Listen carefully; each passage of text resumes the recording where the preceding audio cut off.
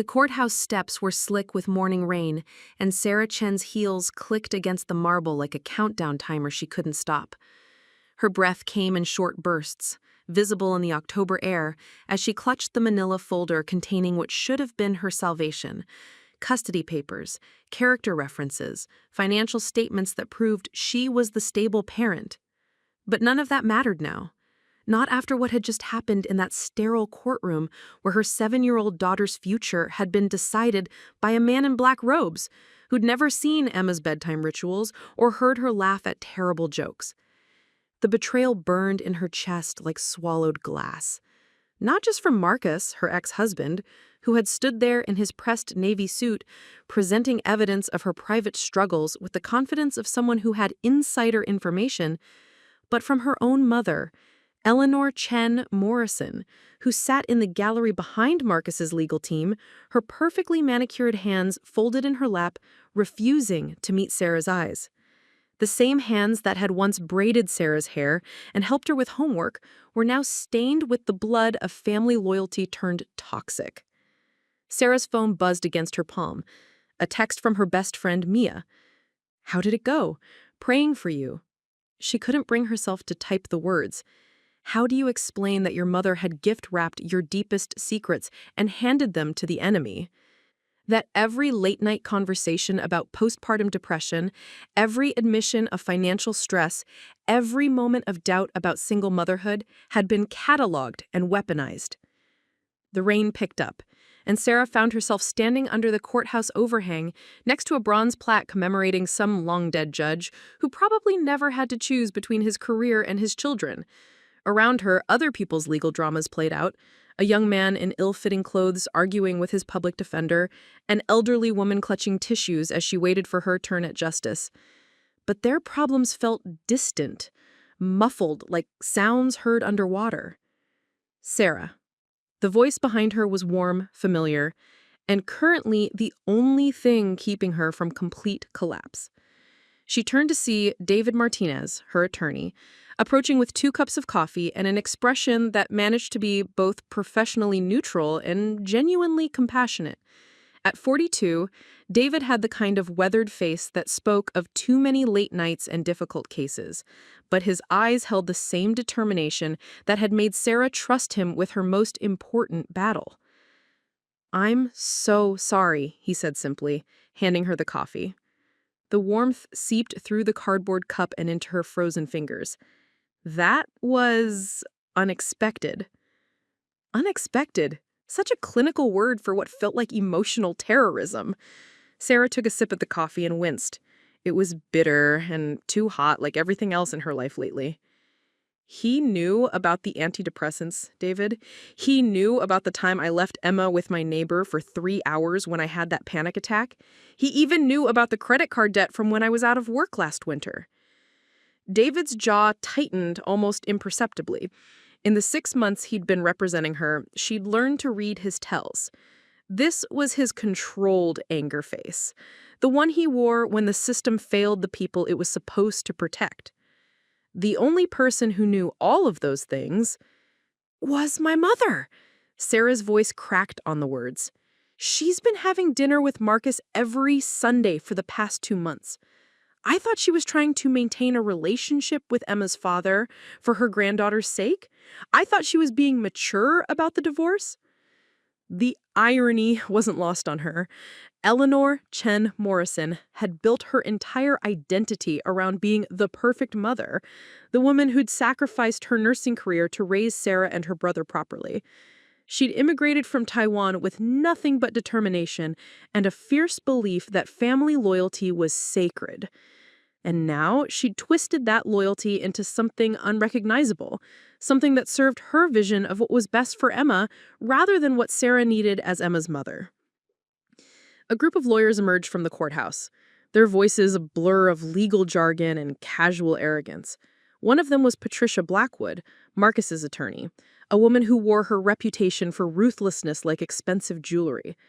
She glanced at Sarah with something that might have been sympathy if Sarah knew better. In Patricia's world, this was just another Tuesday, another custody case won through superior information warfare.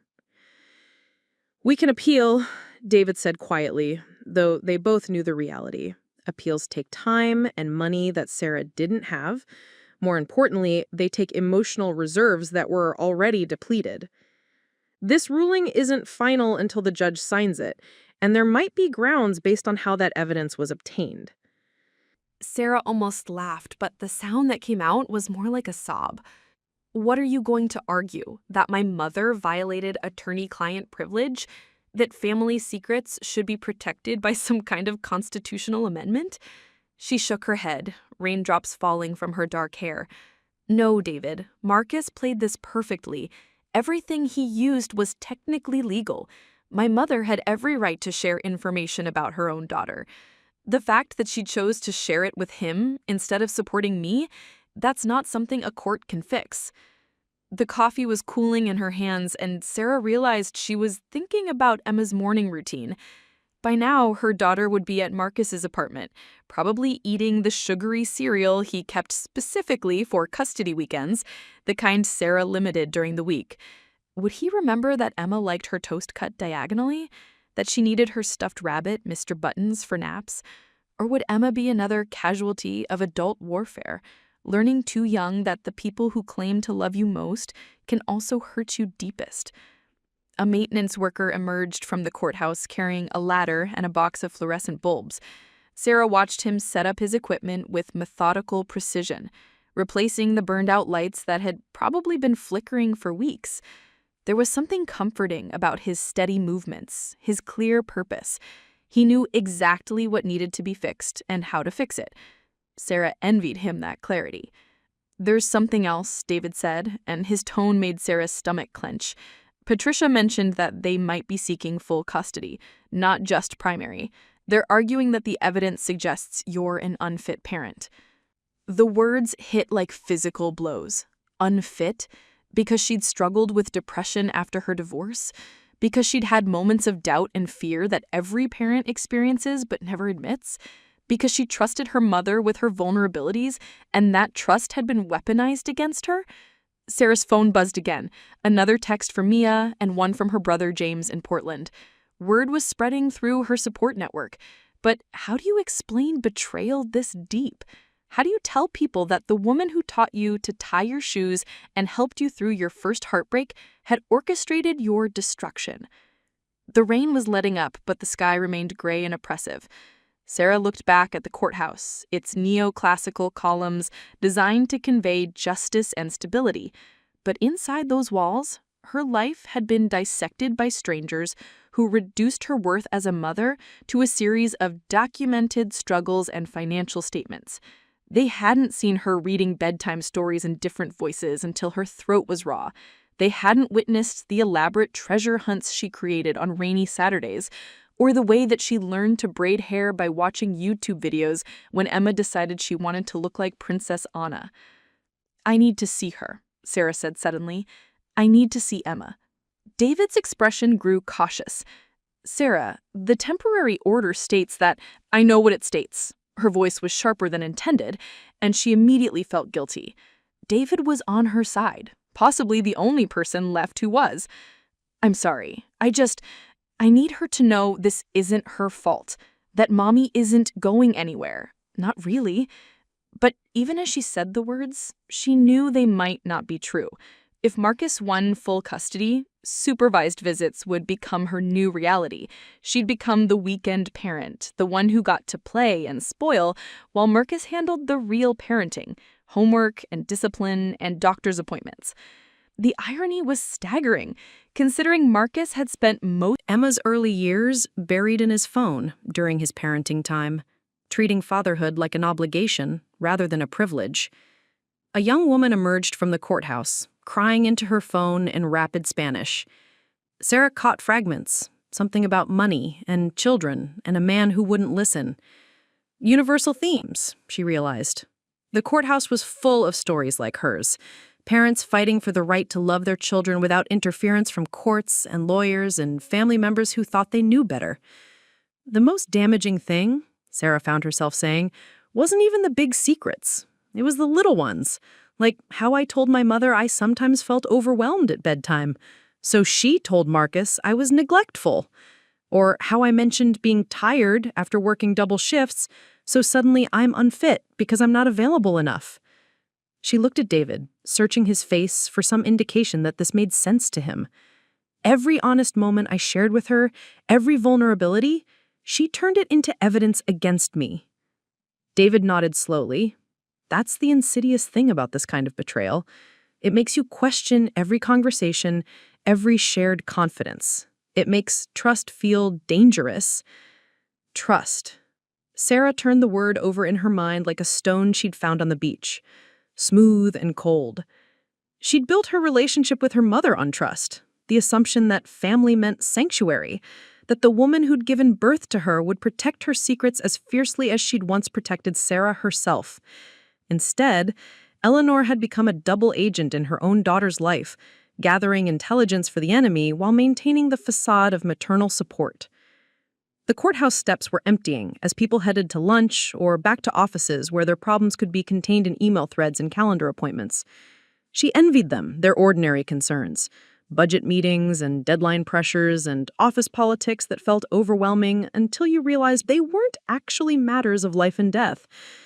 Her problems, by contrast, were written in legal documents that would follow her for years, shaping every aspect of her relationship with the child she'd carried for 9 months and loved for 7 years.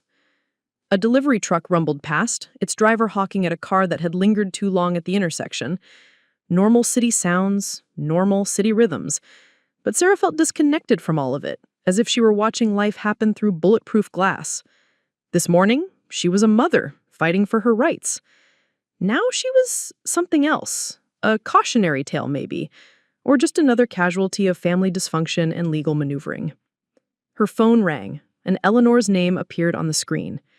Sarah stared at it, her thumb hovering over the decline button. Part of her wanted to answer, to scream and demand explanations and force her mother to confront the magnitude of what she had done, but a larger part of her knew that conversation would only lead to more pain. Eleanor would defend her actions, probably claim she was protecting Emma from an unstable mother. She'd twist every accusation back onto Sarah, the way she'd always done when confronted with uncomfortable truths. The phone stopped ringing, then immediately started again. Same name, same impossible decision. This time, she powered it off completely and slipped it into her purse next to the manila folder that now felt like evidence of her naivete. "What happens now?" she asked David, though she wasn't sure she wanted to know the answer. David was quiet for a long moment, watching the street with the focused attention of someone choosing his words carefully. "Now you rebuild," he said finally.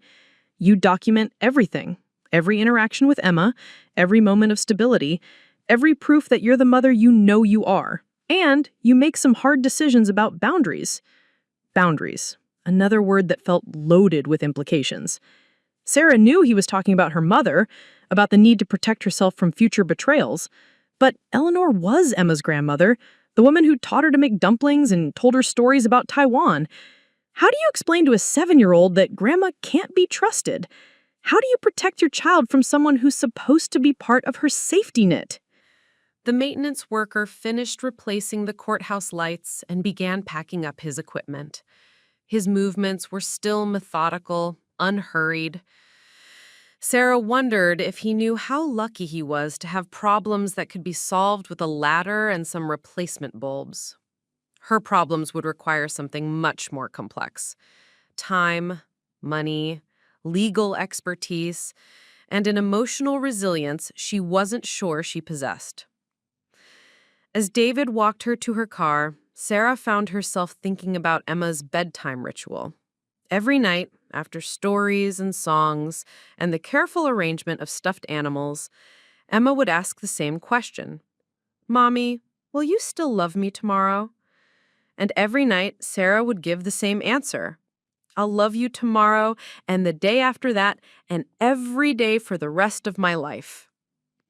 Tonight, Emma would be asking that question to someone else, and Sarah would be alone in her apartment, surrounded by the echoes of a childhood that was slipping away from her, one court order at a time.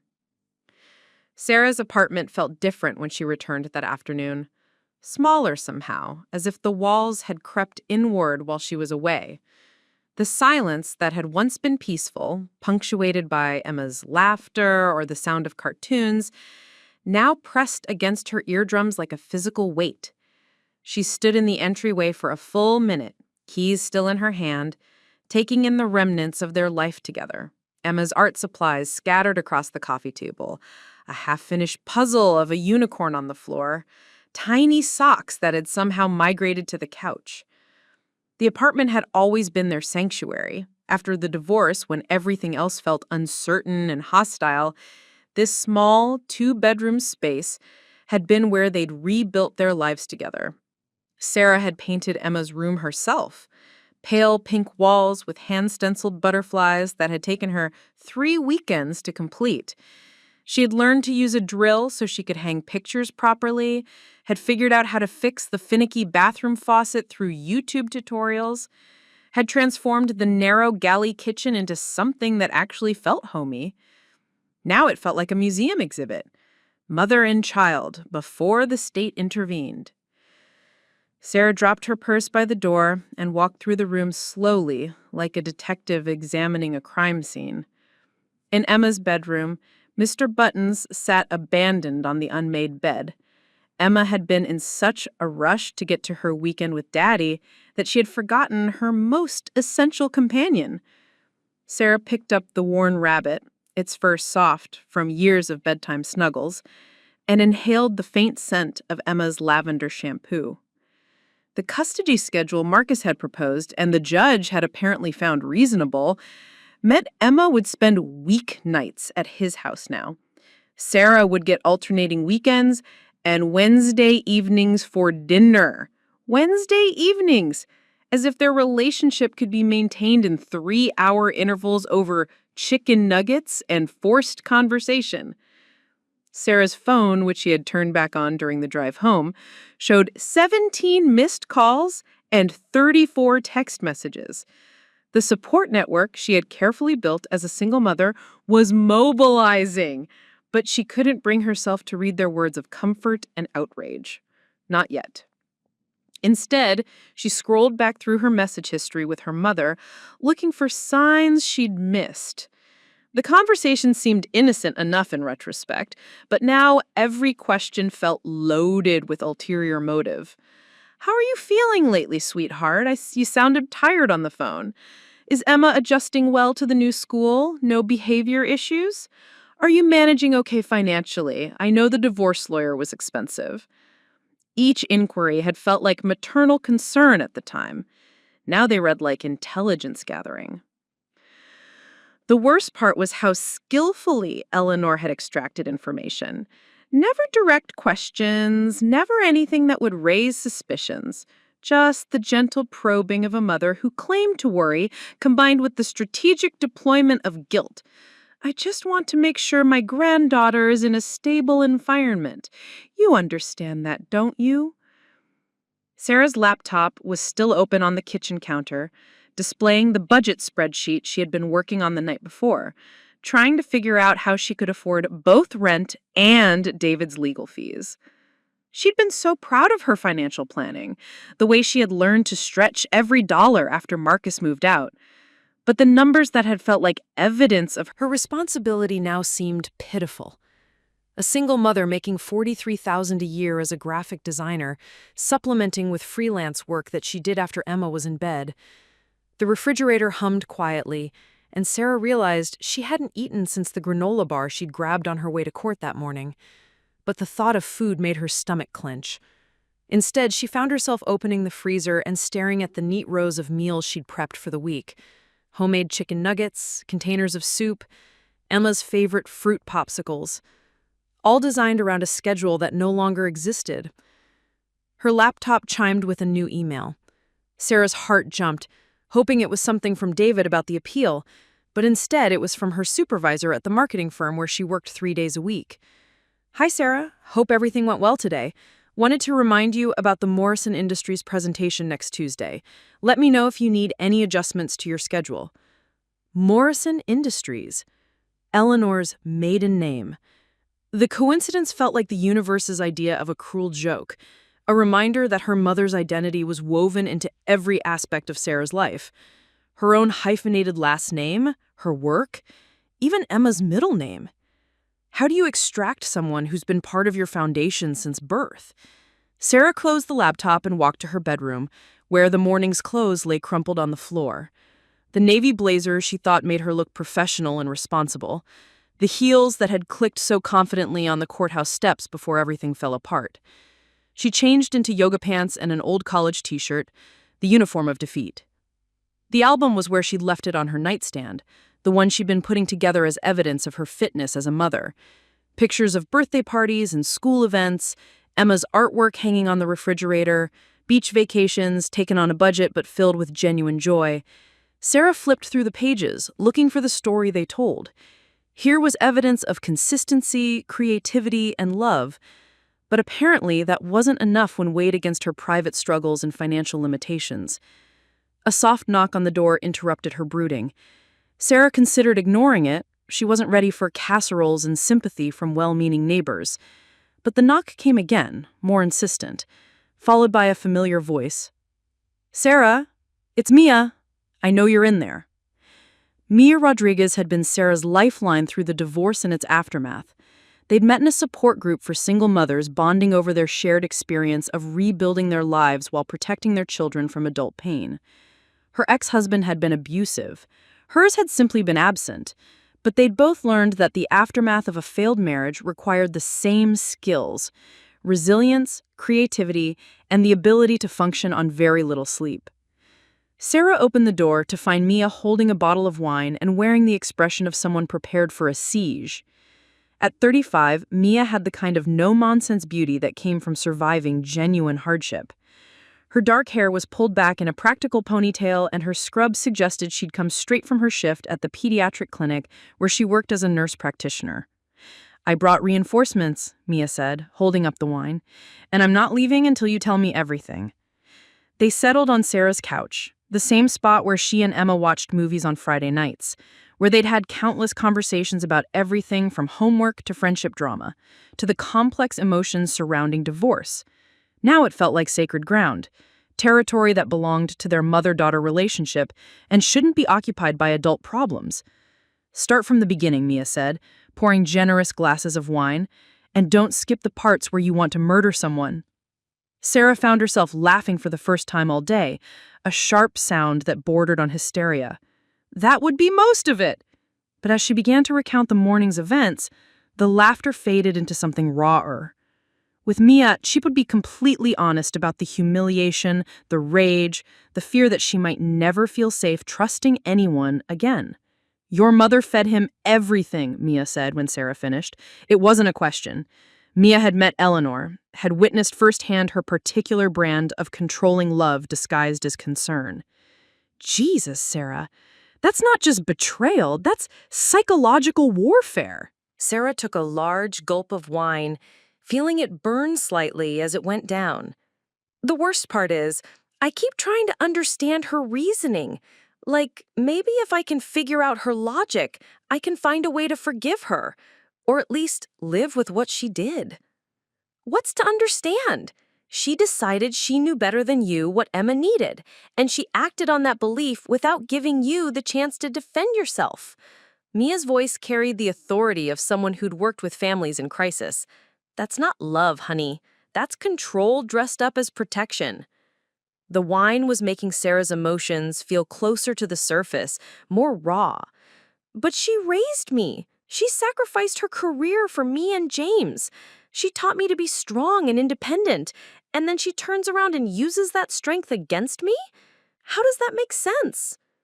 It doesn't have to make sense. Toxic people don't operate on logic. They operate on what serves them in the moment. Mia had pulled her feet up under her, settling in for a long conversation. "You know what I learned in therapy?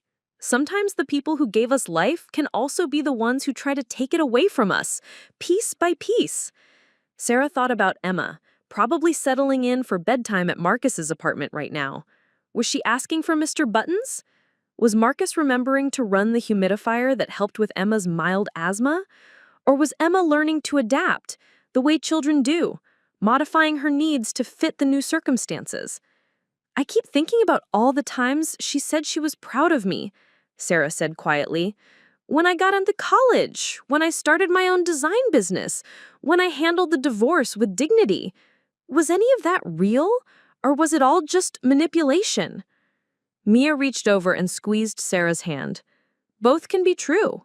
She probably was proud of you in those moments, but that doesn't negate the damage she's caused now. People are complex, Sarah. They can love you and hurt you simultaneously. The apartment's silence felt different with Mia there. Less oppressive, more like the natural quiet of evening settling in. Sarah could hear her neighbors moving around upstairs, probably putting their own children to bed. Normal family sounds that she had taken for granted until today. What am I going to do? The question came out as barely a whisper. How do I fight someone who knows all my weaknesses because I gave them to her? The same way you fought every other battle since your divorce, Mia said firmly. One day at a time with people who actually have your back. And you start by accepting that your mother is not one of those people. Sarah knew Mia was right, but the knowledge felt like swallowing stones. For 32 years, Eleanor had been her first call in a crisis, her sounding board for major decisions, her emergency contact on every form. The idea of navigating life without that maternal safety net felt like learning to walk again after losing a limb. The wine bottle was half empty now, and Sarah realized she felt lighter somehow. Not happier, but less alone. This was what real support looked like, she realized. Not probing questions disguised as concern, not love with conditions attached, just presence and honesty and the willingness to sit in the mess without trying to fix it. I need to call Emma, Sarah said suddenly. The custody order allows for daily phone contact. But when she dialed Marcus's number, it went straight to voicemail. She tried again. Same result. On the third attempt, a text came through. E is sleeping. We'll have her call tomorrow. Sarah stared at the message, feeling the familiar surge of helplessness that had become her constant companion since the divorce proceedings began. Even something as basic as talking to her daughter was now subject to Marcus's discretion, his judgment about what was appropriate and when. He's asserting control, Mia observed, reading over Sarah's shoulder, making sure you understand that the rules have changed. Sarah thought about Emma's bedtime routine, the specific order of songs, the way she liked her blankets arranged, the whispered conversations about the day's highlights and worries. Marcus had never shown much interest in those details during their marriage, but now they would become his responsibility. Would Emma adapt, or would she lie awake, missing the familiar rhythm of their nighttime ritual? The wine was making her maudlin, but Sarah couldn't stop the spiral of thoughts. How long before Emma started forgetting the little things they'd shared? The inside jokes, the special songs, the elaborate bedtime stories Sarah made up featuring a brave princess who looked suspiciously like Emma. Children were resilient, everyone said so. But resilience could also mean learning to need less, to expect less, to protect themselves by caring less. I think, Sarah said slowly, the hardest part isn't even losing the custody battle. It's losing my trust in my own judgment. If I was so wrong about my mother, how can I trust myself to know what's best for Emma? Mia set down her wine glass and turned to face Sarah directly. Listen to me. Your mother's betrayal says nothing about your judgment and everything about her character. You trusted someone you were supposed to be able to trust. That's not a flaw. That's human. But Sarah wasn't convinced. The self-doubt that had been Marcus's favorite weapon during their marriage, the constant questioning of her decisions, her priorities, her worthiness as a partner, was reasserting itself now. Maybe Eleanor had been right to doubt her. Maybe the struggles with depression and money and single parenthood were signs of deeper inadequacy. Stop, Mia said, apparently reading her thoughts. I can see you spiraling. You're not responsible for other people's choices to hurt you. You're not inadequate because you face challenges. You're human, Sarah. Beautifully, imperfectly human. The apartment felt smaller again, but this time it was cozy rather than claustrophobic. Sarah looked around at the evidence of her life with Emma. The finger paintings on the refrigerator, the bookshelf full of picture books, the carefully organized art supplies that spoke to hours of creative afternoons together. This was love made visible, she realized. Not perfect, not without struggle, but real and constant and true. Her phone buzzed with another text, this one from her brother James in Portland. "Mom called me, trying to make sense of what happened. Call when you can." Sarah showed the message to Mia, who rolled her eyes. Let me guess, she's spinning the story to make herself look like the victim. Probably. Sarah deleted the text without responding. She wasn't ready for family drama, for taking sides and parsing motivations. Right now, she needed to focus on survival, on figuring out how to be Emma's mother under these new, impossible circumstances. The wine bottle was empty now, and Sarah realized she felt something unexpected. Determination. Not the desperate kind that had carried her through the courthouse that morning, but something steadier. She'd survived Marcus's emotional manipulation during their marriage. She'd rebuilt her life as a single mother despite financial limitations and social judgment. She could survive this too, even if it meant redefining what family meant. I think, Sarah said slowly, the hardest part isn't even losing the custody battle, it's losing my trust in my own judgment. If I was so wrong about my mother, how can I trust myself to know what's best for Emma? You already are, Mia replied simply. You just didn't realize it yet. Outside, the city was settling into its nighttime rhythm, streetlights flickering on, the distant hum of traffic, and the occasional siren reminding everyone that other people's emergencies were always unfolding somewhere. Sarah used to find the urban soundtrack lonely, but tonight it felt like proof of continuity. Life went on, even when your personal world imploded. Children grew up, seasons changed, and somehow people found ways to adapt. Tomorrow, she would start building her case for the appeal David had mentioned. She would document everything, create the paper trail that courts demanded as proof of love. But tonight, she would grieve the mother she thought she had and begin the long process of learning to trust herself again. As Mia prepared to leave, she hugged Sarah tightly. "Remember," she said, "the people who really love you don't use your vulnerabilities as weapons. They protect them." After Mia left, Sarah walked through the apartment one more time, but now she was seeing it differently. Not as a museum of what she'd lost, but as evidence of what she'd built. Every carefully chosen piece of furniture, every photograph, every small comfort she'd created for herself and Emma. It all represented choices made with love and intention. She picked up Mr. Buttons from Emma's bed and held him close, breathing in that faint scent of lavender shampoo. Tomorrow, she would find a way to get him to Emma. Tonight, she would sleep holding this small piece of her daughter's world, and she would dream of better days ahead. Wednesday evening arrived with the weight of forced normalcy. Sarah had spent 3 days preparing for her first official dinner visit with Emma, researching child-friendly restaurants, planning activities that could fit into their allotted 3 hours, rehearsing conversations that would feel natural rather than desperate. She'd chosen a small Italian place called Giuseppe's that Emma had always loved, where the owner knew their names and the waitress would slip Emma extra breadsticks when she thought no one was looking. But when Sarah arrived at Marcus's downtown apartment building, a sleek high-rise that screamed disposable income, Emma emerged holding her father's hand with an expression Sarah didn't recognize. Not unhappy, exactly, but careful, guarded, as if she'd learned in just 3 days that emotional displays might have consequences she couldn't predict. "Hi, sweetheart," Sarah said, kneeling to Emma's level and opening her arms for the hug that had always been automatic between them. Emma stepped forward dutifully, but her embrace felt different. Brief, performative, like something she was supposed to do rather than something she wanted to do. Marcus stood in the lobby wearing the satisfied expression of someone whose strategy had worked exactly as planned. At 34, he'd always been handsome in a conventional way, the kind of clean-cut appeal that photographed well for his real estate company's marketing materials. But success in the custody battle had given him something new, the confidence of someone who'd won a war most people didn't even know was being fought. She had a great day at school, he said, his tone carefully neutral, but his eyes bright with triumph. Her teacher says she's adjusting well to the new routine. The new routine.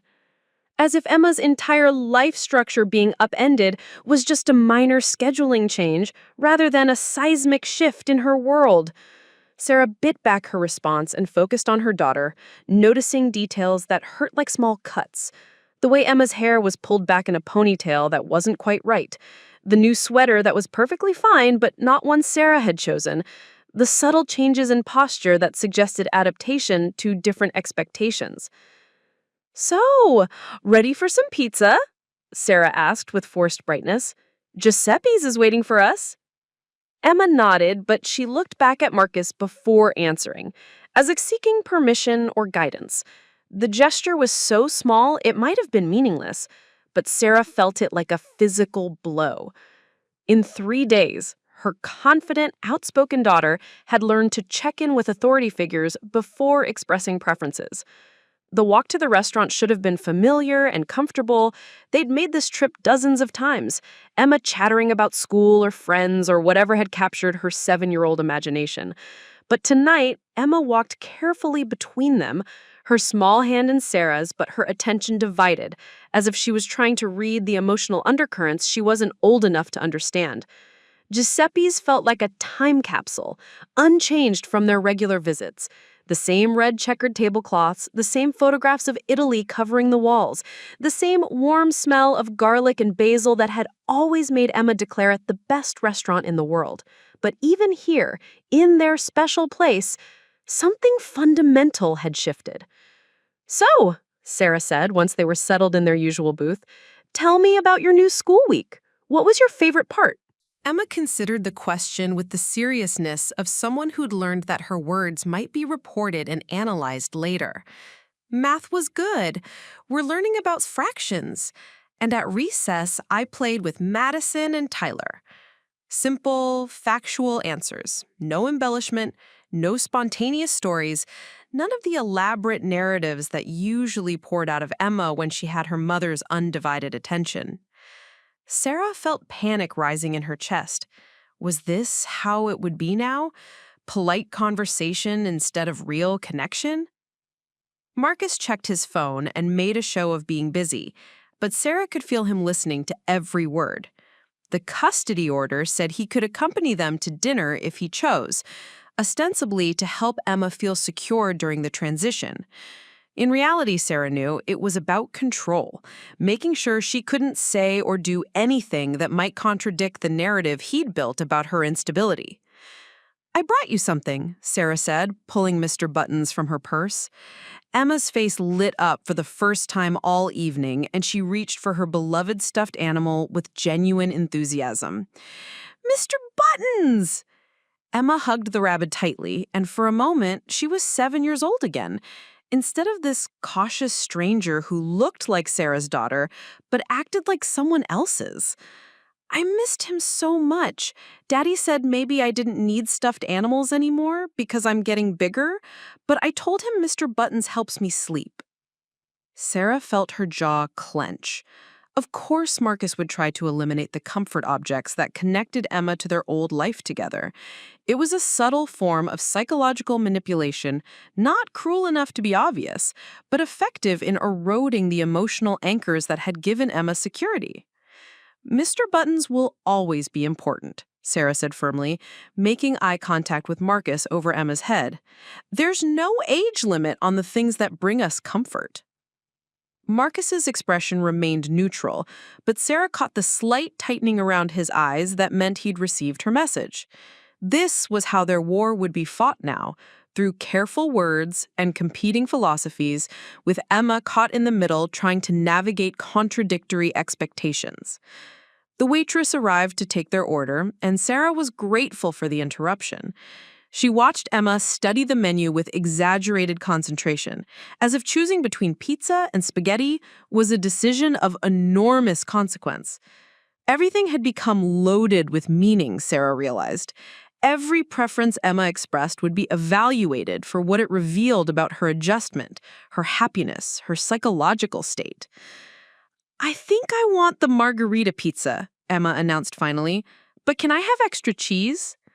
"Of course, sweetheart. Extra cheese it is." As the waitress left, Sarah's phone buzzed with a text message. She glanced at the screen and felt her stomach drop. It was from Eleanor. "I know you're angry, but Emma needs her grandmother. We should talk." Sarah stared at the message, feeling the familiar mixture of rage and heartbreak that had become her constant companion since the custody hearing. Even now, even after everything, her mother was positioning herself as the reasonable party, the one offering reconciliation. There was no acknowledgement of wrongdoing, no apology, just the assumption that family loyalty should override betrayal. "Everything okay?" Marcus asked, though his tone suggested he already knew the answer. "Fine," Sarah said, putting her phone away without responding to the text. She wasn't going to let Eleanor's manipulation poison what little time she had with Emma. But Emma had noticed the exchange, her dark eyes moving between her parents with the hyper-vigilance of a child who'd learned that adult moods could shift without warning. "Was that Grandma Eleanor?" she asked quietly. Sarah felt trapped between honesty and protection. How do you explain to a 7-year-old that her grandmother had betrayed her mother without damaging Emma's relationship with Eleanor? How do you maintain appropriate boundaries while preserving a child's sense of family stability? "Yes, it was," Sarah said carefully, "but right now I want to focus on our dinner together." Emma nodded, but Sarah could see the questions forming behind her eyes. Children weren't stupid.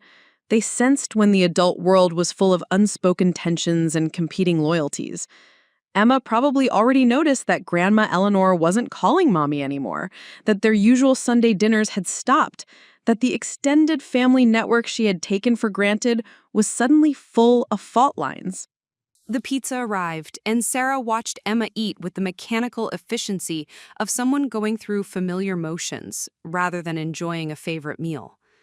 Everything felt performative now, even the simple pleasure of sharing food in a place they'd always loved. "Emma," Marcus said, cutting his own slice with precise movements, "your grandmother Eleanor wants to take you to the Children's Museum this weekend. Would you like that?" Sarah's fork froze halfway to her mouth. This was how it would be, she realized.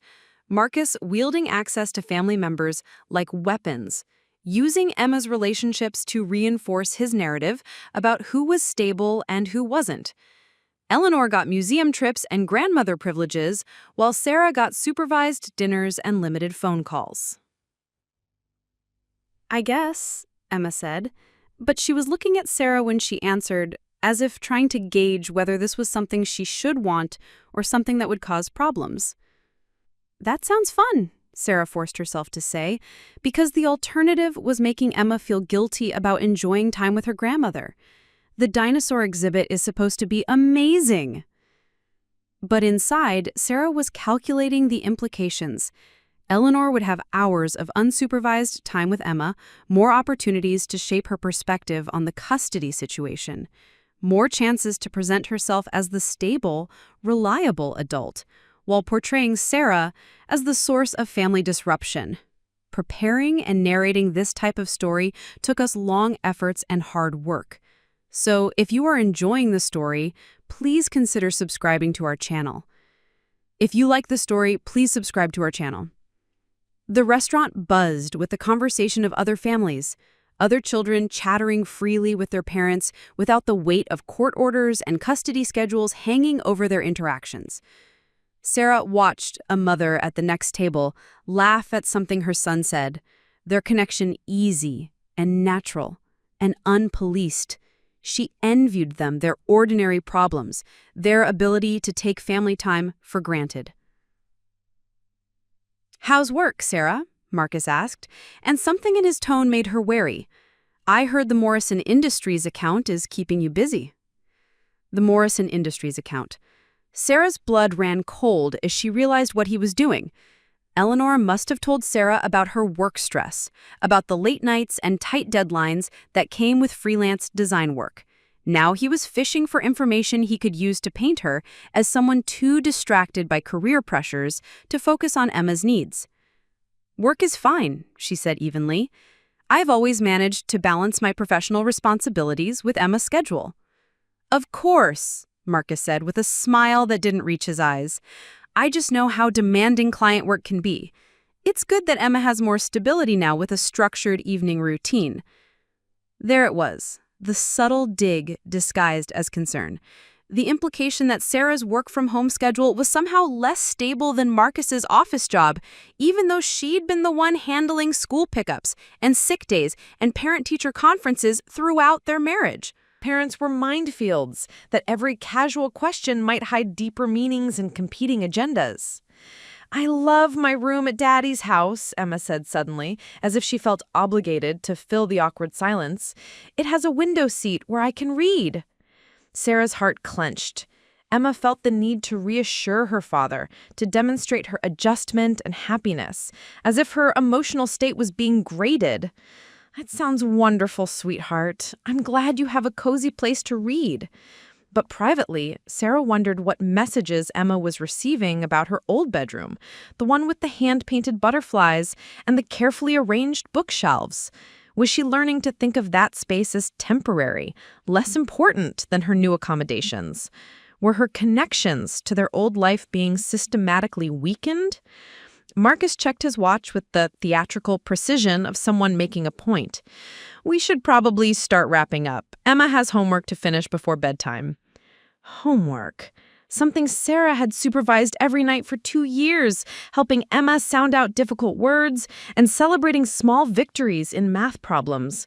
Now it was Marcus's domain, another aspect of parenting that had been transferred to his authority. Can I have 5 more minutes with Mommy? Emma asked, and the careful politeness in her voice broke Sarah's heart. When had her spontaneous, outspoken daughter learned to negotiate for time with her own mother? Of course, Marcus said magnanimously, as if he was granting a favor rather than allowing a child to spend time with their parent. Sarah pulled Emma close on the restaurant bench, breathing in the familiar scent of her hair and trying to memorize the weight of her small body. 3 days apart felt like 3 weeks. How would she survive the stretches between visits that would inevitably grow longer? I love you, Emma, she whispered into her daughter's ear. No matter what changes, that will never change. Emma pulled back to look at her mother's face, her dark eyes serious beyond her years. I love you too, Mommy, even when I'm not here. The simple statement carried the weight of a promise, but also the acknowledgement that their relationship would now exist primarily in the spaces between Marcus's authority. Sarah felt tears threatening and blinked them back. She wouldn't let her daughter see her cry, wouldn't burden her daughter with adult grief. As they walked back to Marcus's building, Emma held both parents' hands, creating a false picture of family unity for anyone who might be watching. But Sarah could feel the tension in her daughter's grip, the way she seemed to be trying to hold them all together through sheer force of will. Same time next Wednesday? Marcus asked as they reached the lobby, his tone businesslike. Yes, Sarah said, though the words felt like glass in her throat. She knelt down for another hug from Emma. This one even briefer than the first. Bye, Mommy, Emma said, and then she was gone, disappearing into the elevator with Marcus, while Sarah stood alone on the sidewalk. The walk back to her car felt like a death march. 3 hours had passed like 3 minutes, and already she was calculating how many days until their next scheduled contact. The mathematical reduction of motherhood to calendar appointments and court-approved interactions felt like a violation of something sacred. Sarah's phone rang as she reached her car. David Martinez, probably calling with an update on the appeal. But when she answered, his voice carried bad news. Sarah, I need to tell you about a development. Marcus's attorney filed additional documentation today. They're alleging that your mother has concerns about your mental health stability, and they're requesting a psychological evaluation. The parking garage spun around Sarah as she leaned against her car for support. What kind of concerns? According to the filing, Eleanor Chen Morrison claims you've shown signs of depression, anxiety, and emotional volatility that could affect your parenting capacity. They're asking for a court-ordered evaluation by a psychologist of their choosing. Sarah closed her eyes, seeing the trap that had been laid for her with mathematical precision. Every vulnerability she'd shared with her mother, every moment of honest struggle was being weaponized systematically. First a custody battle, now her mental health, next probably her professional competence. "How long do I have?" she asked. "The hearing is scheduled for Friday." "Sarah, I have to ask, is there anything else your mother might know that could be used against you? Any other confidences that might surface?" Sarah thought about the conversations with Eleanor over the past 2 years, late-night phone calls when Emma was asleep, Sunday dinners where she'd let her guard down, moments of vulnerability when she'd needed maternal support. How many weapons had she handed to her enemy without realizing it? "She knows everything, David. Every struggle I've had since the divorce, every doubt I've expressed about my parenting, every financial stress and emotional low point. She was my mother. I trusted her with all of it." The silence on the phone stretched long enough for Sarah to understand that David was calculating their odds and finding them wanting. A psychological evaluation ordered by the court, based on testimony from her own mother, would be nearly impossible to fight successfully. "We'll figure this out," David said finally, but his confidence sounded forced. "Get some rest tonight. We have work to do." After he hung up, Sarah sat in her car in the parking garage, surrounded by the fluorescent light and concrete pillars that felt like a perfect metaphor for her current life, harsh, institutional, designed for function rather than comfort. 3 days ago, she'd been a mother fighting for her rights. Now she was someone whose sanity was being questioned by the legal system based on her own mother's testimony. The drive home passed in a blur of streetlights and traffic signals that seemed to change without her conscious notice. Sarah found herself thinking about Emma's careful politeness at dinner, the way she'd sought permission before expressing preferences. Was this how children adapted to divorce, by learning to be smaller, more careful, less demanding? Her apartment felt different again, but this time it wasn't the comfortable solitude she'd shared with Mia. This time it felt like evidence of isolation, of a woman whose life had been reduced to court dates and limited visitation schedules. The photos on her refrigerator, Emma's artwork, birthday party pictures, mother-daughter moments, looked like exhibits in a case being built against her fitness as a parent. Sarah poured herself a glass of wine and sat at her kitchen table, staring at the laptop screen that showed her work calendar for the week. Client meetings, project deadlines, the ordinary business of making a living as a single mother.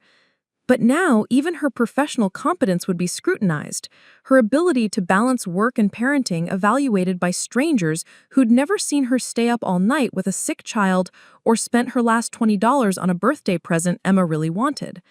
Her phone buzzed with another text from Eleanor. "I heard about the evaluation request. This is for Emma's protection. You need help, Sarah." The message sat on her screen like a bomb waiting to explode. Even now, Eleanor was framing her betrayal as maternal love, her destruction of Sarah's life as necessary intervention.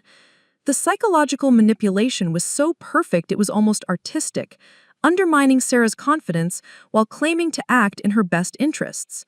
Sarah deleted the message without responding, but she couldn't delete the implications.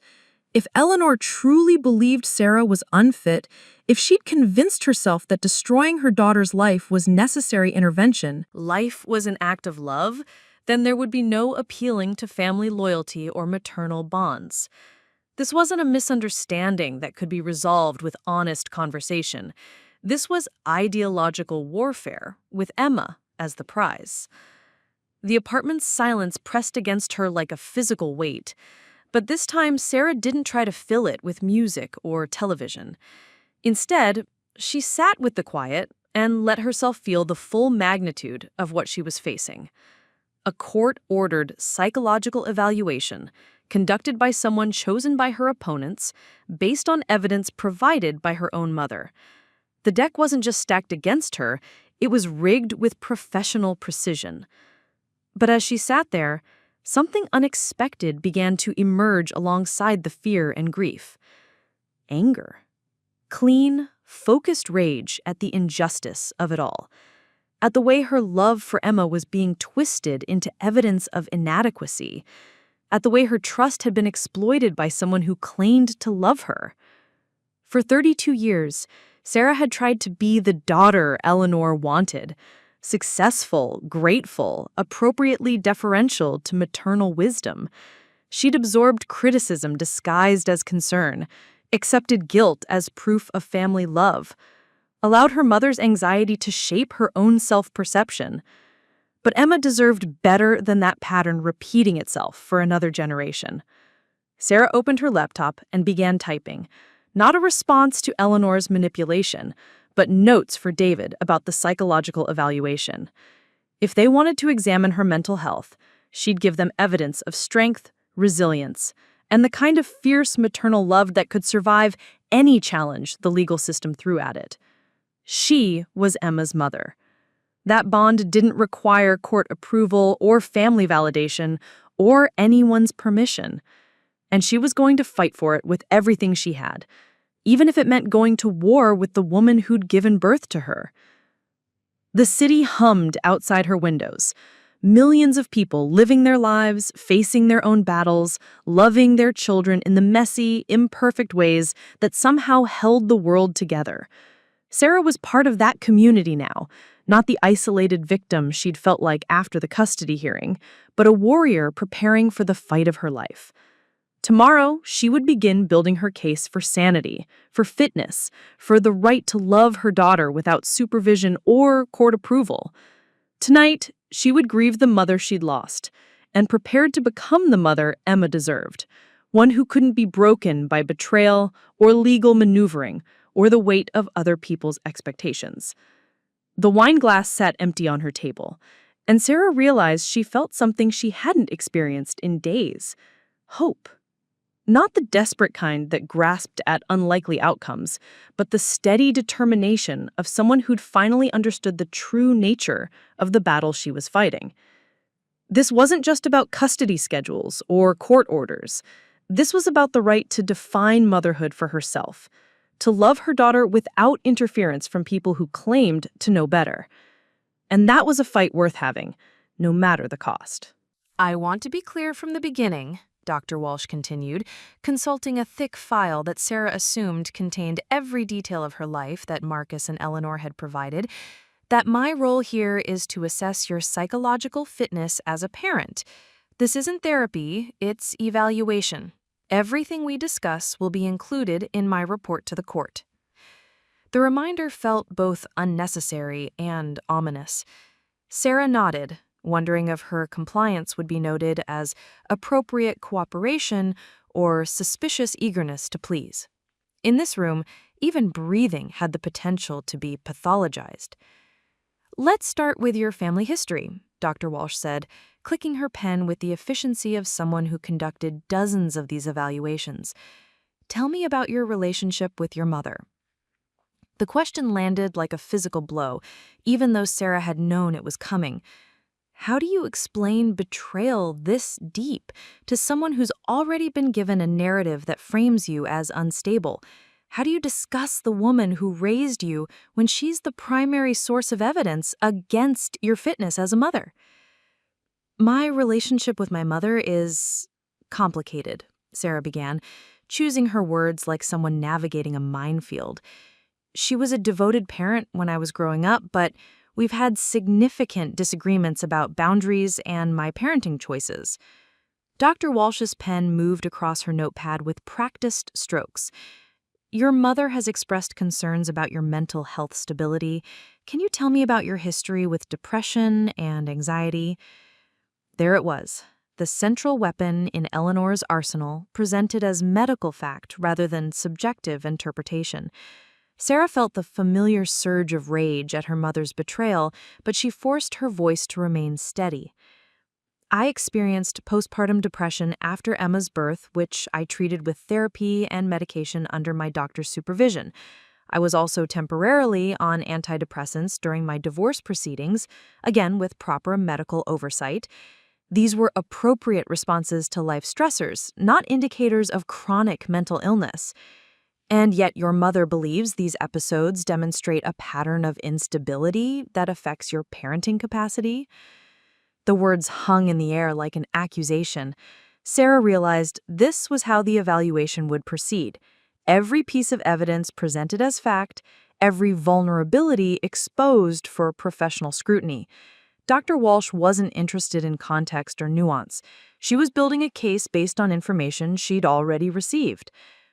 My mother's interpretation of my mental health struggles reflects her own anxiety about control, rather than objective assessment of my parenting ability, Sarah said, trying to inject steel into her voice without sounding defensive. She disagrees with my decision to seek professional help for emotional challenges rather than handling them privately. Dr. Walsh made another note. Tell me about your current living situation. Your mother has indicated that you've struggled financially since your divorce. Sarah felt the walls closing in. Every conversation with Eleanor, every moment of vulnerability was being dissected and recontextualized as evidence of failure. I live within my means, in a 2-bedroom apartment that provides Emma her own space and access to good schools. My income is modest but stable, and I've never failed to provide for Emma's needs. But you've had to supplement your income with freelance work that requires evening hours. Many parents work multiple jobs to provide for their children. That's called responsibility, not neglect. The response came out sharper than Sarah intended, and she immediately regretted the defensive tone. Dr. Walsh's eyebrows rose slightly, the first genuine reaction she'd shown, and her pen moved across the notepad with renewed vigor. I understand you're feeling attacked, Dr. Walsh said, with professional sympathy that felt more condescending than comforting. These evaluations are difficult. Let's talk about your relationship with Emma. How would you describe your parenting style? Sarah found herself walking another tightrope. Too much confidence would seem arrogant. Too little would suggest doubt about her abilities. I try to be responsive to Emma's needs while maintaining appropriate boundaries. I believe in explaining my decisions to her in age-appropriate ways and involving her in choices that affect her life. Your ex-husband has suggested that you tend to be permissive, that you avoid setting firm limits because you want to be the fun parent. Marcus's accusations, filtered through professional language but maintaining their poisonous intent, Sarah realized this evaluation wasn't about discovering the truth. It was about confirming a predetermined narrative constructed by her opponents. I believe in collaborative parenting rather than authoritarian control, Sarah said carefully. Emma is a thoughtful child who responds well to respect and explanation rather than arbitrary rules. Dr. Walsh consulted her notes again, and Sarah caught a glimpse of handwritten comments in the margins. Your mother has expressed concern about Emma's bedtime routine and your approach to discipline. She's indicated that you've been inconsistent with rules and boundaries. The casual brutality of it took Sarah's breath away. Eleanor had criticized her parenting during their private conversations, had questioned her decisions and offered unsolicited advice, but to present those criticisms as evidence in a custody battle felt like the ultimate violation of maternal trust. My mother disagrees with modern parenting approaches that prioritize emotional intelligence over rigid compliance, Sarah said, struggling to keep her voice level. We have different philosophies about child rearing, which is natural given the generational gap. But don't you think a child needs consistency? Doesn't Emma deserve clear expectations rather than negotiated boundaries? The question felt like a trap, disguised as concern for Emma's welfare. Sarah realized that Dr. Walsh was pushing her toward an emotional response, trying to provoke the kind of defensive reaction that could be documented as evidence of instability. Emma thrives in an environment that balances structure with flexibility, Sarah said, forcing herself to speak slowly and deliberately. She's a confident, articulate child who's learning to navigate the world through understanding rather than fear. Dr. Walsh made another note, and Sarah wondered what pathology was being assigned to her parenting philosophy. Everything she said seemed to reinforce whatever narrative had been constructed before she'd even entered the room. Let's discuss your relationship with your ex-husband. How would you characterize your co-parenting dynamic? Sarah almost laughed at the absurdity of the question. Co-parenting suggested mutual respect and shared decision-making, not the psychological warfare that had defined her interactions with Marcus since the divorce. "Our relationship is challenging," she said diplomatically. "We have different priorities and communication styles that sometimes create conflict. Your ex-husband has indicated that you are uncooperative with scheduling changes and resistant to his input about Emma's needs. More poison disguised as professional concern. Marcus had never shown much interest in Emma's daily needs during their marriage, but now he was positioning himself as the engaged parent fighting against an unreasonable ex-wife.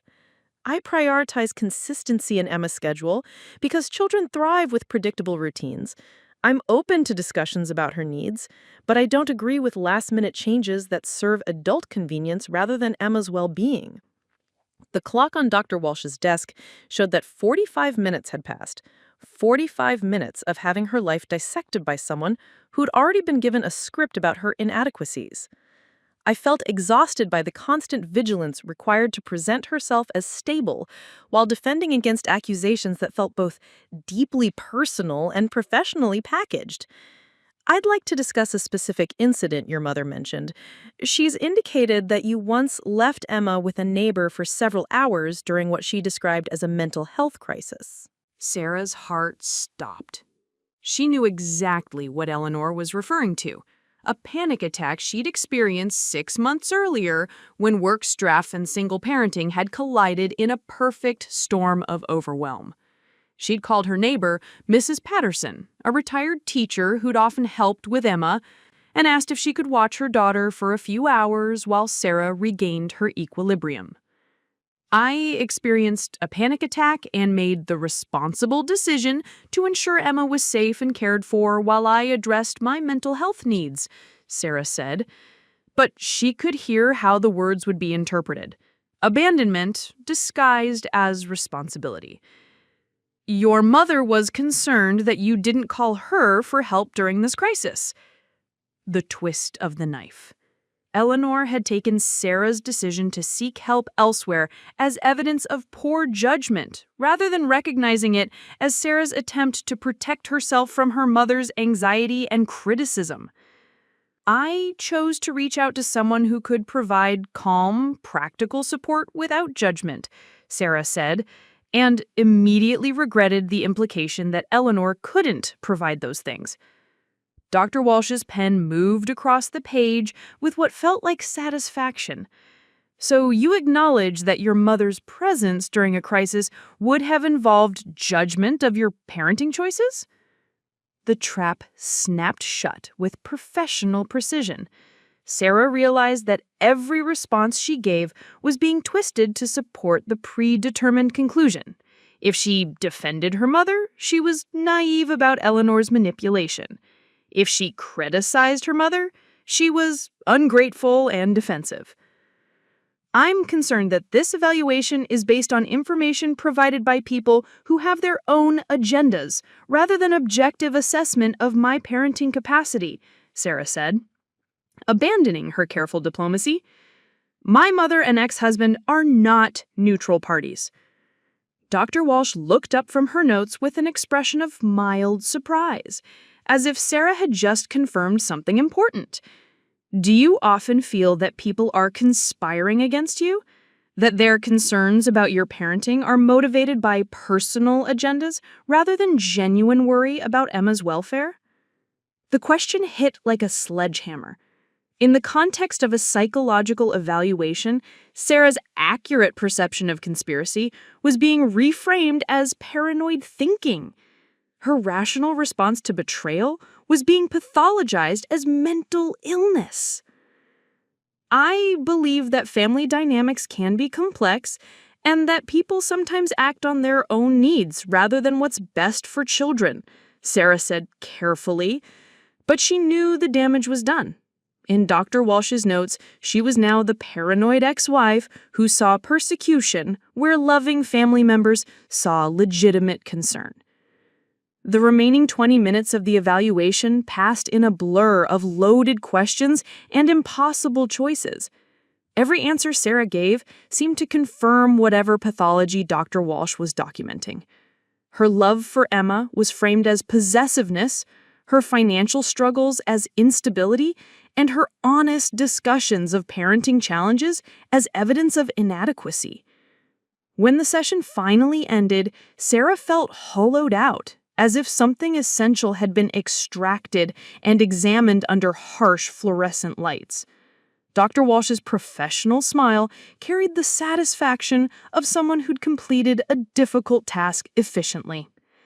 I'll be interviewing Emma next week, and then I'll prepare my report for the court. Thank you for your cooperation today. Cooperation. As if Sarah had had any choice in the matter, as if refusing to participate in her own psychological dissection had been an option. Sarah gathered her purse and coat with movements that felt mechanical, disconnected from her body. The drive home passed in a haze of traffic lights and stop signs that seemed to change without her conscious awareness. Sarah found herself thinking about Emma's interview with Dr. Walsh, imagining her 7-year-old daughter trying to navigate questions designed to elicit information About family stability and parental fitness. Would Emma understand that her honest answers about mommy's sad days or money worries could be used against Sarah? Or would she walk into that same trap with the trusting openness of a child who believed adults were trying to help rather than harm? Sarah's apartment felt like a crime scene when she returned. Evidence of the life she'd built with Emma, scattered throughout rooms that might soon be documented as inadequate for child rearing. The art supplies on the coffee table, the carefully organized bookshelf, the refrigerator covered with Emma's drawings, all of it would be reduced to line items in a report that would determine their future together. Her phone showed missed calls from David Martinez and a text from Mia asking how the evaluation had gone. But Sarah couldn't bring herself to discuss the systematic destruction of her character disguised as professional assessment. Not yet. Instead, she sat on her couch and stared at the photo album she'd been assembling as evidence of her fitness as a mother, pictures that now seemed naive in their assumption that love would be enough to overcome legal maneuvering. The landline rang, a sound so unusual that Sarah almost ignored it, but when she checked the caller ID, she saw a number she didn't recognize with a local area code. Hello? Miss Chen, this is Patricia Henley. I work at Westside Elementary with Emma. I hope it's okay that I'm calling. Sarah's pulse quickened. Emma's school counselor, someone she'd met briefly during orientation but never spoken with at length. Of course. Is everything okay with Emma? Well, that's what I wanted to discuss with you. Emma has been coming to my office during lunch periods lately, and she's been sharing some concerns about the custody situation. I think there are some things you should know. Sarah gripped the phone tighter, afraid to hope that someone in authority might actually be on her side. What kind of concerns? Emma is a very articulate child, and she's been expressing confusion about why the adults in her life are saying different things about the same events. She's also mentioned feeling pressure to give certain answers when grown-ups ask her questions about her home life. The words hit Sarah like electric shocks. Emma was being coached, manipulated into providing responses that would support Marcus's narrative. The sophistication of the psychological warfare being conducted against her was breathtaking in its thoroughness. She specifically mentioned being told that if she really loves her daddy, she'll tell people how much happier she is at his house. And she's confused about why Grandma, Eleanor, keeps asking her questions about Mommy's bad days and whether she ever feels scared at your apartment. Sarah felt tears streaming down her face, relief that someone was finally seeing the manipulation, rage at the way Emma was being used as a weapon against her, grief for her daughter's lost innocence about adult trustworthiness. "What can I do?" Sarah asked, her voice barely above a whisper. "I've been documenting these conversations, and I think you should know that Emma consistently expresses love and concern for both parents, but she's clearly being pressured to choose sides, and that's harmful to her emotional development. I wanted to offer to speak with your attorney about what I've observed." For the first time in weeks, Sarah felt something that resembled hope, not the desperate kind that grasped at unlikely salvation, but the steady warmth of knowing that someone in authority had seen through the careful manipulation to the truth underneath. Would you really do that? Emma is my priority, Patricia said simply. And what's happening to her right now, the coaching, the pressure, the way she's being used as a source of information about her parents, that's not in her best interest, regardless of what any court order said. After Patricia hung up, Sarah sat in her living room and cried. Not the careful, controlled tears she'd been allowing herself, but the deep, wrenching sobs of someone who'd been carrying impossible weight for too long. Someone had seen. Someone understood. Emma wasn't just a case number or a custody prize. She was a child being damaged by adult warfare, and at least one person in authority was willing to say so. Sarah's phone buzzed with a text from Emma. "Miss you, Mommy. See you Wednesday." Simple words that carried the weight of love surviving manipulation, of a child's heart remaining true despite pressure to betray that truth. Sarah typed back, "Miss you too, sweetheart. Love you always." Always. No matter what reports were written or court orders signed, no matter how many people tried to convince Emma that loving her mother was wrong or dangerous or disloyal, that bond existed beyond the reach of lawyers and psychologists and family members who confused control with care. Tomorrow, Sarah would call David and tell him about Patricia Henley's offer to testify. She would begin building a defense based on Emma's actual experience rather than the interpretations of adults with agendas. Tonight, she would hold on to the knowledge that her daughter's love was real and unmanipulated, whatever pressure she was facing to hide or deny it. The evaluation had been designed to break her, to reduce her to a collection of pathologies and inadequacies that would justify removing Emma from her care. But Sarah realized something as she sat in her apartment, surrounded by evidence of the life she'd built with her daughter. Dr. Walsh could document her struggles and Eleanor could testify about her vulnerabilities, but none of them could touch the fundamental truth of her relationship with Emma. She was still Emma's mother. That reality existed independent of court orders and professional opinions and family betrayals. And she was going to fight for it with everything she had, armed now with the knowledge that she wasn't alone, that someone else had seen the truth and was willing to stand up for it. The city hummed outside her windows, millions of other families navigating their own complexities and challenges. But inside this small apartment, surrounded by the evidence of love made visible in art projects and carefully chosen books and 1,000 small acts of daily care, Sarah felt something she hadn't experienced in weeks. The quiet certainty that she was exactly the mother Emma needed, whatever anyone else might say. The courthouse hallway buzzed with the nervous energy of people whose lives hung in the balance of legal decisions. Sarah sat on the same hard bench where she'd waited 6 weeks earlier, but everything felt different now. David Martinez sat beside her, his briefcase thick with new evidence, Patricia Henley's detailed report about Emma's emotional state, documentation of the coaching and manipulation her daughter had endured, and testimony from other parents who'd witnessed Marcus's controlling behavior during school events. Most importantly, they had Emma's own words, recorded during her sessions with Patricia, expressing confusion about why adults kept asking her to say bad things about her mother when she didn't feel those things were true. The psychological evaluation was compromised from the beginning, David said quietly, reviewing his notes one final time. Dr. Walsh based her assessment on biased information without conducting proper investigation into the sources of that information. Patricia's documentation proves that Emma was being coached to provide responses that supported a predetermined narrative. Sarah nodded, but her attention was focused on the other side of the hallway where Marcus stood with Patricia Blackwood, both of them projecting confidence that looked increasingly strained. Eleanor sat on a bench nearby, her designer handbag clutched in her lap, her perfectly styled appearance somehow diminished by the weight of what she'd set in motion. In the 6 weeks since the custody hearing, Eleanor had tried repeatedly to contact Sarah. Phone calls, text messages, even showing up at her apartment building demanding to be heard.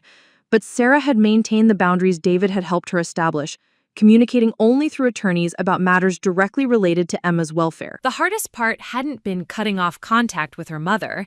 It had been explaining to Emma why Grandma Eleanor's visits had stopped, why the family dinners and shopping trips she'd always enjoyed were no longer happening.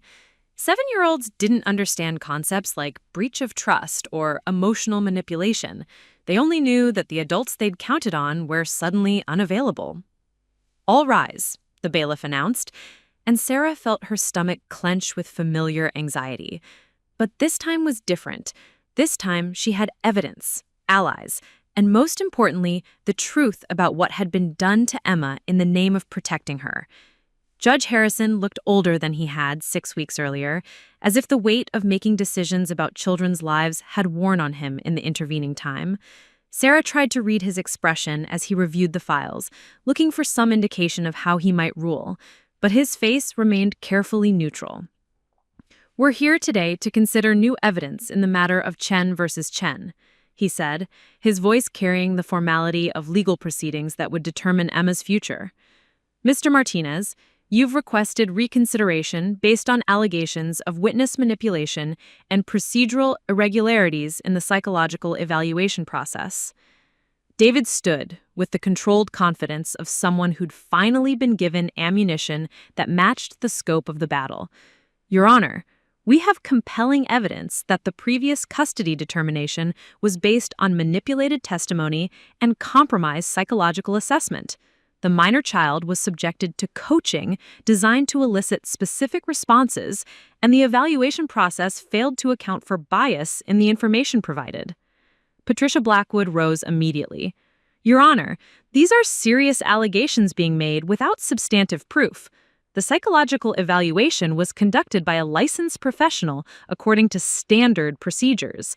Mr. Martinez is attempting to relitigate settled matters based on speculation and hearsay." Sarah watched the legal chess match unfold, but her eyes kept drifting to the gallery where Emma sat with a court-appointed guardian, looking small and overwhelmed in her best dress. When their eyes met, Emma smiled tentatively, and Sarah felt her heart break a little at the careful distance her daughter was maintaining, the learned behavior of a child who'd been taught that expressing love for her mother might have consequences. "I'd like to call Patricia Henley to testify," David announced, and Sarah felt a surge of gratitude for the school counselor who'd risked professional complications to speak the truth about what was happening to Emma. Patricia took the witness stand with the calm authority of someone who'd spent years advocating for children's welfare. She was in her 50s, with graying hair and kind eyes that had seen enough family dysfunction to recognize it when she encountered it. "Miss Henley," David began, "you've had extensive contact with Emma Chen over the past several weeks. Can you describe the nature of those interactions?" Emma began coming to my office during lunch periods, initially claiming she just wanted a quiet place to read. But over time, she began sharing concerns about the questions adults were asking her about her family life. Patricia's voice was steady, professional, but Sarah could hear the underlying anger at what Emma had endured. What specific concerns did Emma express? She was confused about why different adults were telling her different things about the same events. She mentioned being told that if she really loved her father, she would emphasize how much happier she was at his house. She also described feeling pressure to remember negative things about her mother's parenting that she didn't actually recall experiencing. Patricia Blackwood objected immediately. "Your Honor, this is hearsay. Ms. Henley is testifying about statements made by a child who isn't competent to understand the legal implications of her words." Judge Harrison sustained the objection, but Sarah could see that the information had registered. The judge's expression had tightened slightly, the first crack in his professional neutrality. David shifted tactics. "Ms. Henley, based on your professional training and experience, what indicators of emotional distress have you observed in Emma?" Emma exhibits classic signs of a child caught between conflicting adult loyalties. She's become hyper-vigilant about her responses to questions about family life. She's lost some of her natural spontaneity, and she's expressed guilt about feeling love for both parents when she's been told she should choose sides. Sarah felt tears threatening as Patricia described the psychological damage that had been inflicted on Emma in the name of protecting her. Her confident, outspoken daughter had been turned into a cautious diplomat, carefully managing adult emotions that she was too young to understand. In your professional opinion, is this emotional distress the result of the custody arrangement itself or of external pressures being placed on the child? Based on my observations and Emma's own statements, the distress is primarily the result of manipulation and coaching rather than the custody arrangement. Emma has consistently expressed love for both parents, but she's been made to feel that this natural affection is somehow wrong or dangerous. Patricia Blackwood cross-examined aggressively, trying to frame Patricia Henley as an interfering professional overstepping her boundaries. But Patricia held firm, her years of experience dealing with family court giving her the credibility to withstand attack. When Patricia stepped down, David called his next witness, Dr. James Morrison, a child psychologist who'd reviewed Emma's case file and Dr. Walsh's evaluation process.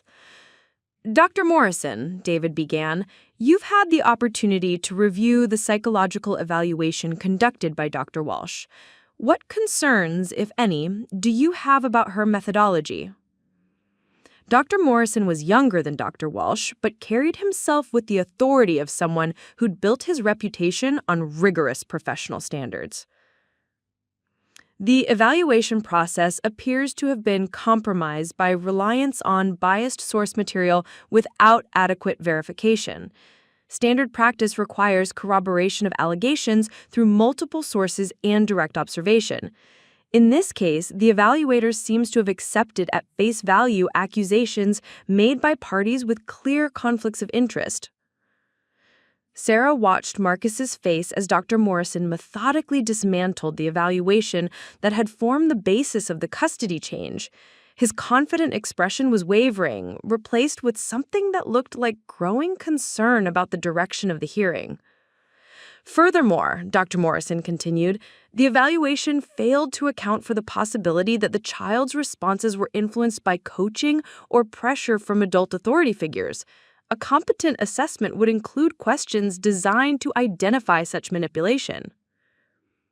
Patricia Blackwood's cross-examination focused on Dr. Morrison's lack of direct contact with Emma, but the damage was already done.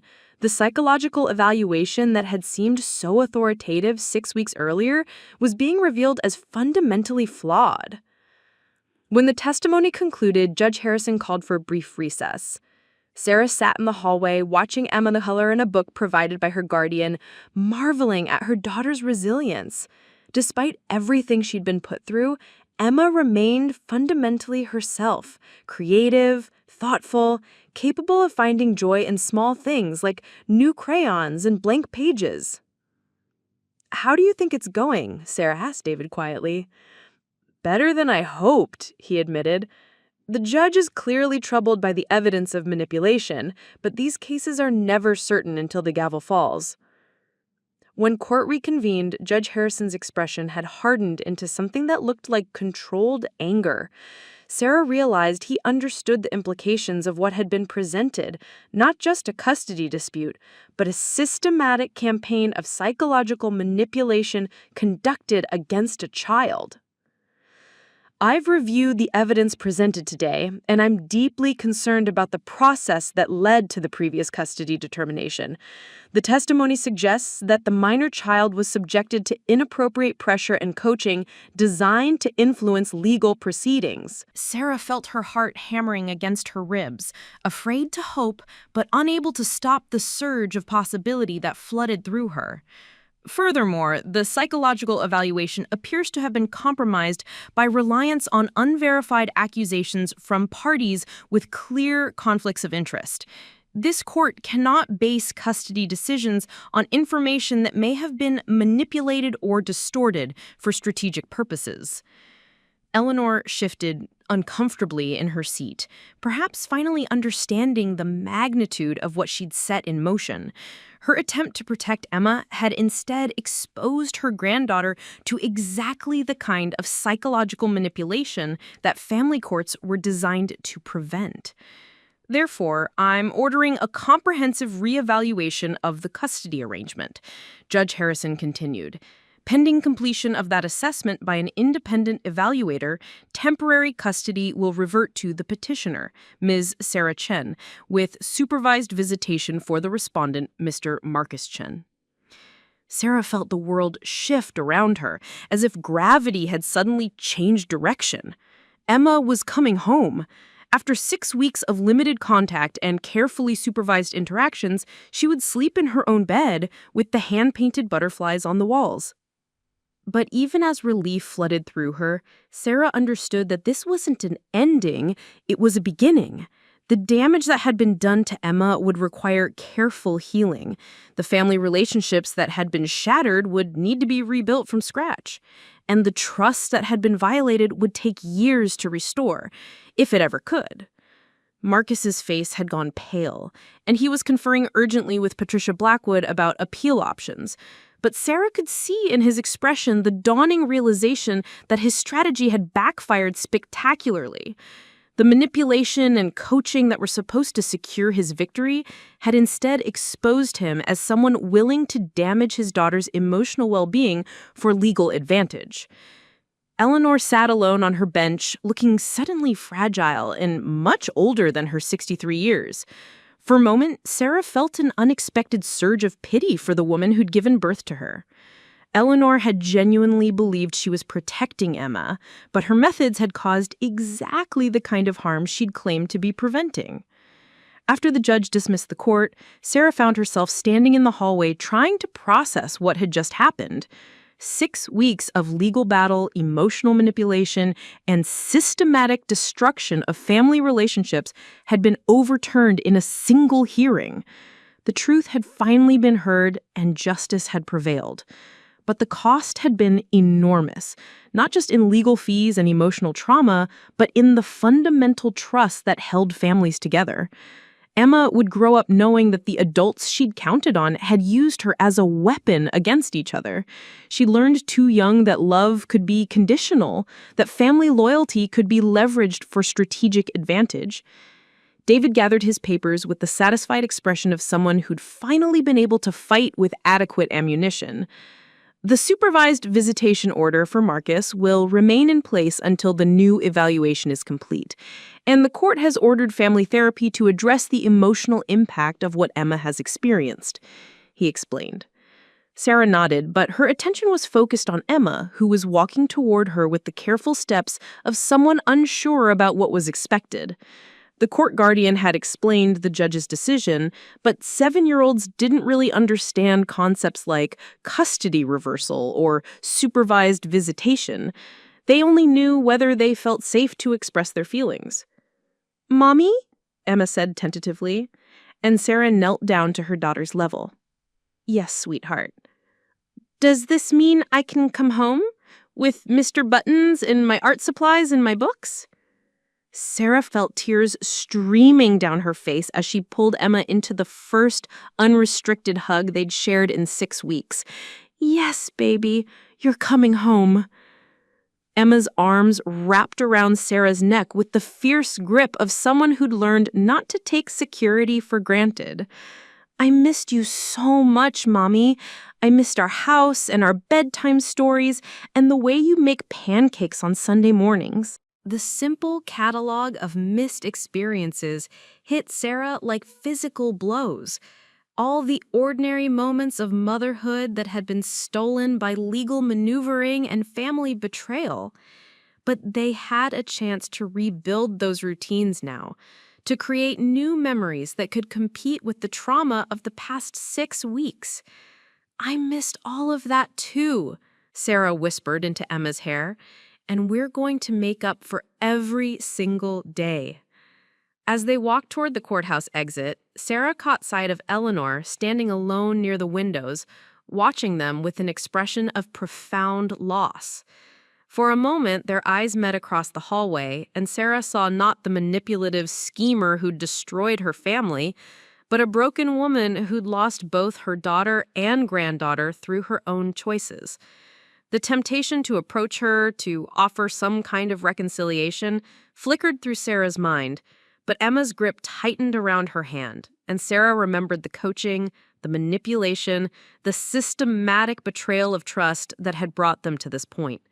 Some wounds were too deep for simple forgiveness, especially when the person who'd inflicted them showed no sign of understanding the magnitude of their actions.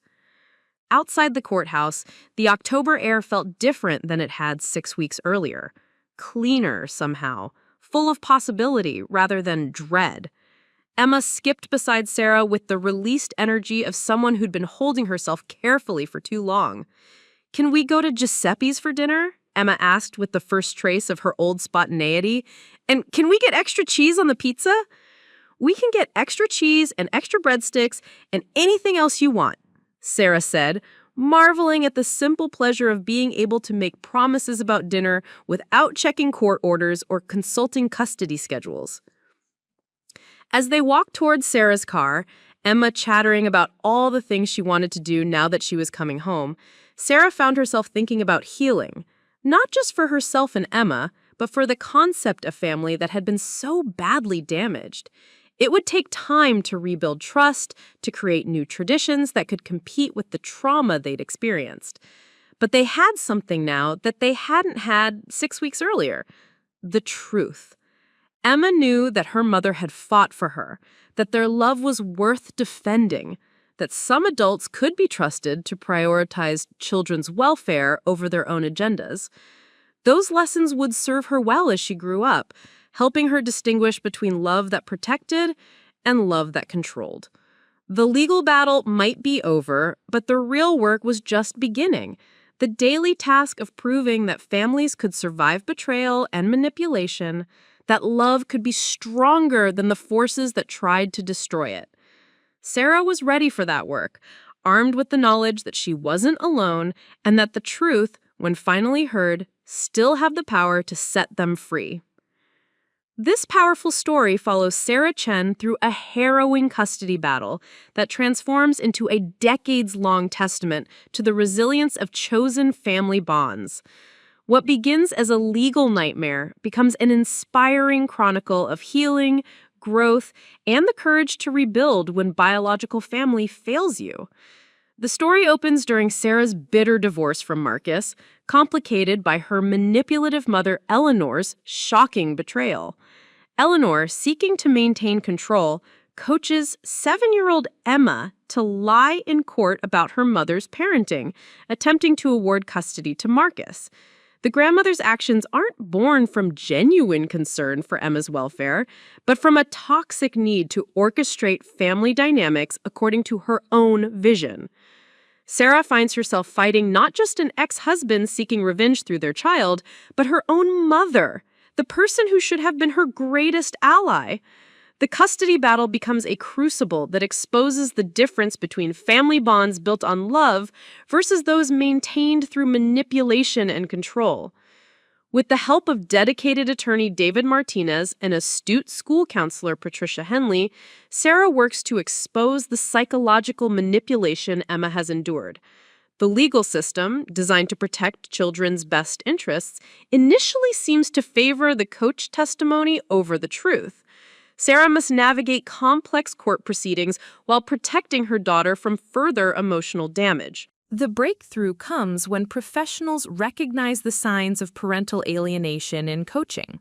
Emma's testimony patterns, her sudden changes in behavior, and the sophisticated language she uses to describe her mother all point to adult manipulation rather than genuine childhood concerns. Victory in court is only the beginning. Sarah and Emma embark on years of therapy to heal from the trauma of family betrayal. They learn to distinguish between relationships that nurture growth and those that demand conformity to unhealthy patterns. Sarah's brother James emerges as a crucial figure, providing the stable, extended family support that Eleanor had weaponized. The story beautifully illustrates how chosen family, people who consistently show up with love and respect, can replace the biological connections that prove toxic. As years pass, we witness the profound impact of these early experiences. Emma channels her childhood trauma into purpose, becoming a family law attorney specializing in custody cases involving parental manipulation. Her lived experience becomes her professional superpower, helping her identify manipulation tactics that might escape other attorneys. Sarah transforms from a desperate mother fighting for survival into a confident woman who builds her life on authentic relationships. Her younger daughter Lily grows up within the security of chosen family bonds, understanding from early childhood that love is something you demonstrate through actions, not claim through biology. Eleanor's continued attempts at reconciliation highlight one of the story's most powerful themes: the difference between forgiveness and reconciliation. The letters and cards go unanswered, not from cruelty, but from the healthy boundary setting that protects hard-won peace. Eleanor never acknowledges the magnitude of her betrayal, instead focusing on her own loss of access to her granddaughter. Emma's eventual decision not to see her dying grandmother represents mature wisdom rather than cold-heartedness. She understands that some relationships require timing and emotional safety that may never align with biological urgency. The story's final chapters reveal the ultimate victory: Emma's wedding, surrounded by chosen family who have supported her growth without conditions. Her marriage to environmental lawyer David Kim represents not just romantic love, but her ability to trust her judgment about people and build relationships based on mutual respect. Marcus's presence at the wedding, cordial but not central, shows how even damaged parental relationships can find peaceful coexistence when both parties prioritize the child's well-being over their own egos. The narrative spans over 20 years, showing how the custody battle's lessons ripple through generations. James and Rebecca's children will grow up knowing healthy family dynamics. Lily pursues art therapy to help children from broken homes. Emma's legal career protects other families from the manipulation she experienced.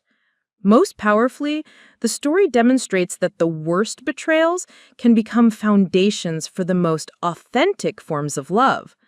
Sarah learns that protecting her children sometimes meant disappointing adults who claimed family rights they'd never earned through their actions.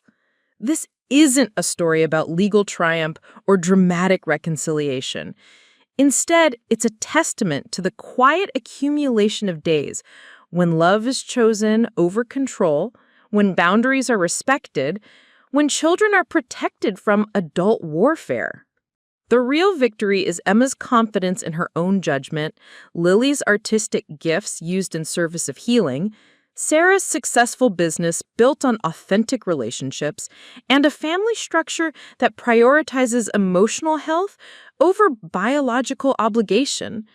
Ready to dive deeper into stories of family resilience, chosen bonds, and the courage to rebuild after betrayal? Subscribe to Chosen Family Chronicles, where we explore the families we create when biology fails us and silence is never forgotten. Join our community of listeners who understand that the most powerful love stories aren't always about romance, but about the family we choose to keep close to our hearts. Preparing and narrating this type of story took us long efforts and hard work. So if you are enjoying this story, please consider subscribing to our channel. If you like the story, please subscribe to our channel.